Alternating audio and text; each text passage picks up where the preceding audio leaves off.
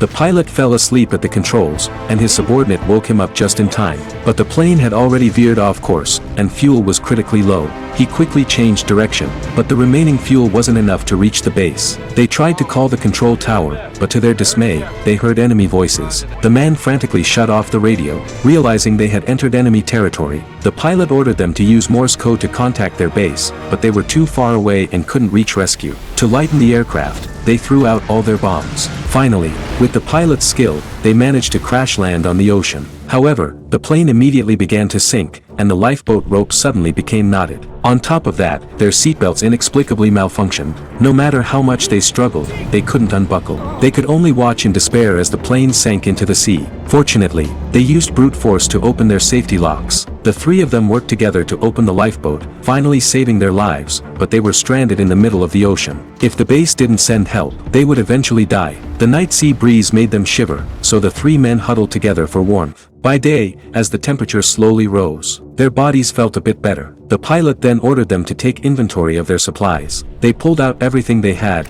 a pistol, 2 life vests, and some daily items. At least the pistol and a dagger could be used for hunting. But they had forgotten the most important items: water and a map. The pilot was furious. To punish them, he ordered the other 2 to take off their shoes, claiming it was to reduce weight. For the rest of the time, all they could do was wait for rescue. The 3 men watched in different directions and finally spotted a rescue plane. But based on its speed, the pilot guessed this plane was also low on fuel and would likely turn back. The 3 had no choice but to wave their life vests, signaling for help. However, given the long distance and their unclear distress signals, it was hard for the rescue plane to spot them. The 3 could only watch in despair as the plane flew away.